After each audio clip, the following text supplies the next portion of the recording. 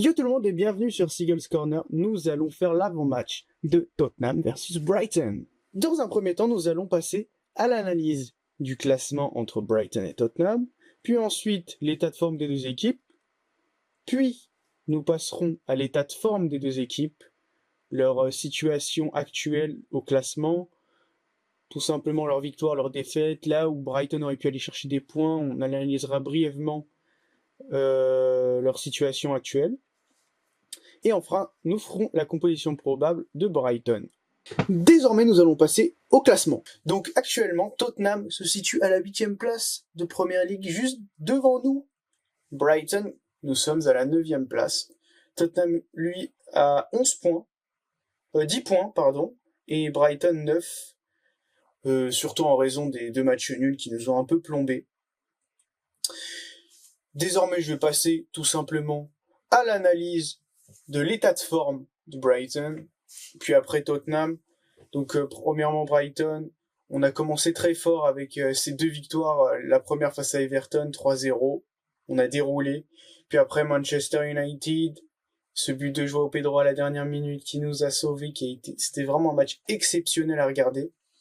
Puis après le bon nul qu'on est allé chercher face à Arsenal malgré le carton rouge, donc ça veut dire qu'on aurait pu, le carton rouge de Declan Rice, on aurait pu aller gagner pour moi, parce que il me semble on était quand même 35 minutes à 10 contre 11.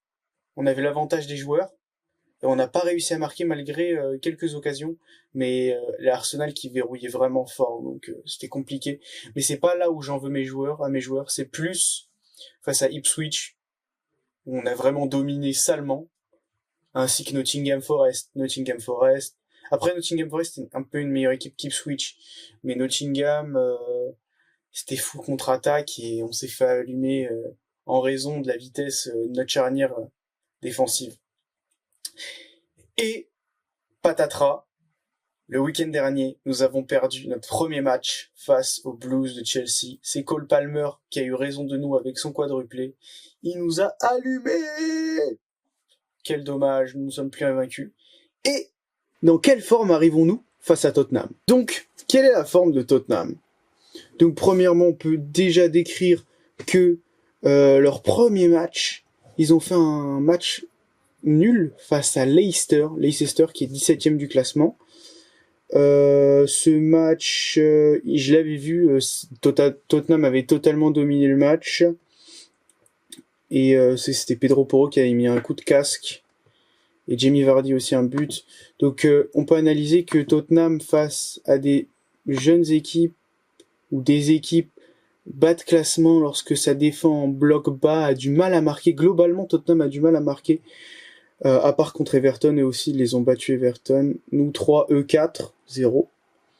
Mais on a pu voir ce manque d'efficacité, notamment face à Arsenal, parce qu'ils étaient aussi à 10 contre 11. 11 contre 10 plutôt. Ils avaient l'avantage du joueur. Et contre Newcastle aussi, ils ont eu énormément d'occasions, mais ils n'ont pas réussi à marquer beaucoup de buts. Ils ont réussi à marquer seulement un but. Et face à Brentford, ils ont réussi à gagner 3-1. Et leur victoire spectaculaire face à Manchester United. Ça, c'est les résultats en Première Ligue. Sauf que, à la différence de Brighton, eux, ils jouent l'Europa League et ils sont sur un 2-2 avec une victoire contre Ferencváros jeudi dernier, et Karabag 3-0. Donc, on peut premièrement analyser que Brighton, c'est totalement ses chances face à Tottenham, mais les matchs de Brighton contre Tottenham sont assez spectaculaires généralement, parce qu'il y a souvent des buts. On peut notamment parler du 4-2, l'année dernière, la victoire de Brighton 4-2 qui menait 4-0. Et il y avait eu une petite remontée de Tottenham à la toute fin. Et le dernier match en date, c'est la défaite de Brighton 2-1.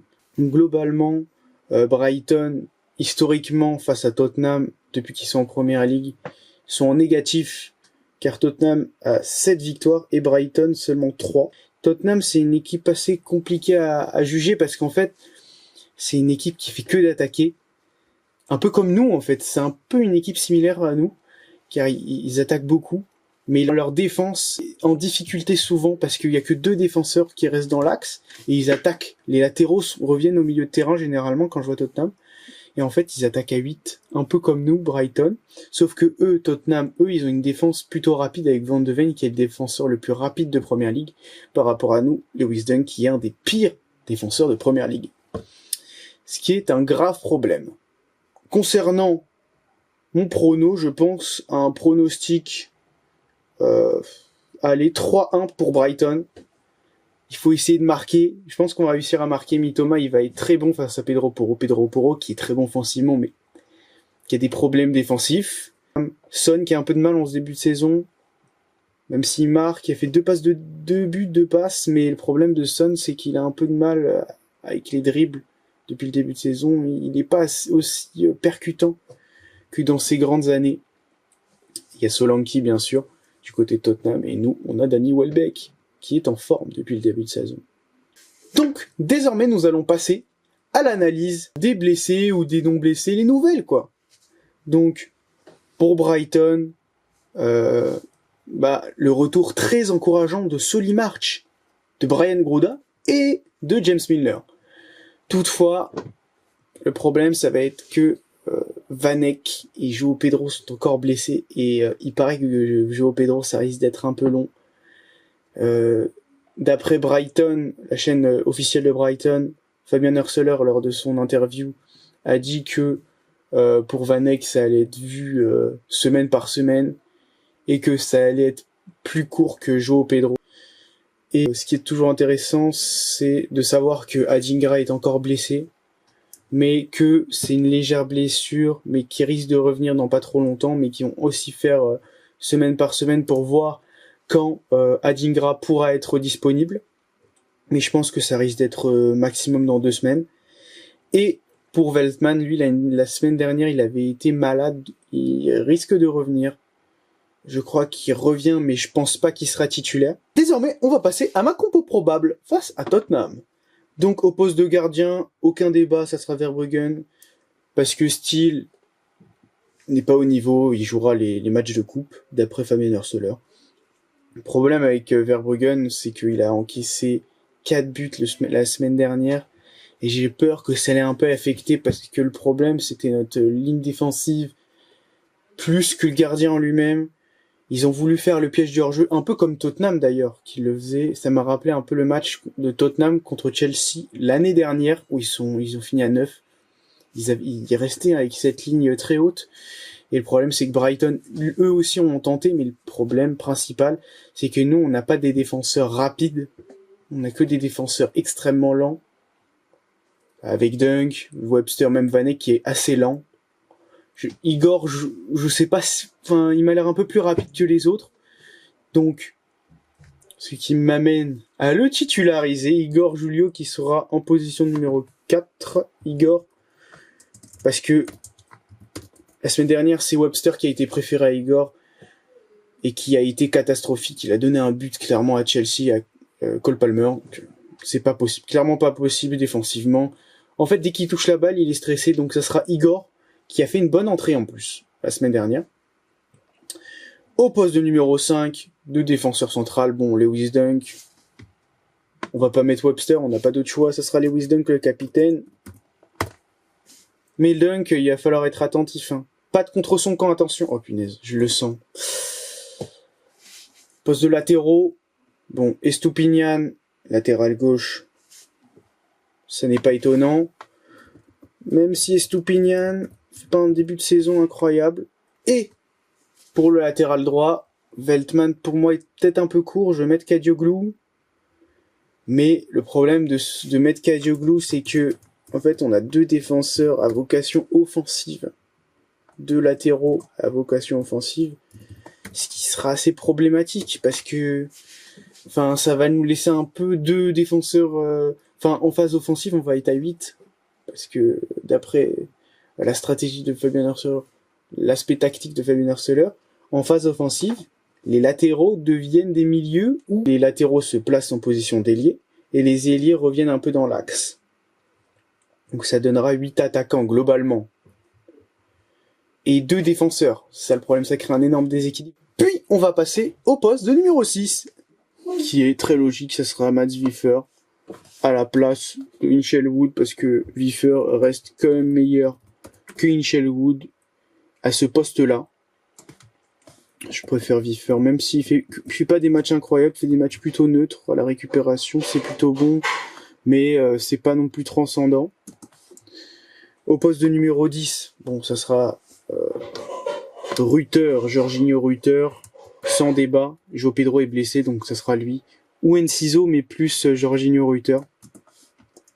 Ailier gauche, bon, il n'y a pas de débat, Mitoma. Adingra est blessé en plus, donc Mitoma sera titulaire, sans aucune hésitation. Là, il peut y avoir un débat au poste de joueur numéro 7. Ça va dépendre de la forme de Minté et la confiance que Fabian Hürzeler lui donne. Parce qu'on ne sait pas si il va le mettre titulaire, parce que match contre Chelsea, c'était pas lui qui était titulaire, c'était Inchel Wood, mais il était placé en milieu offensif et Ruyter lui en ailier droit. Je sais pas s'il va reprendre cette stratégie, Fabian Hürzeler, ou s'il va titulariser tout simplement Minté. Mais il peut aussi titulariser Solly March, poste d'ailier droit, même si je pense que ça va être un peu léger, un peu dangereux, parce que Solly March revient d'une blessure de 1 an quand même. Donc je pense que Minté sera titulaire, et dans mon 11 idéal, il sera titulaire, hein, Minté, hein, sans problème.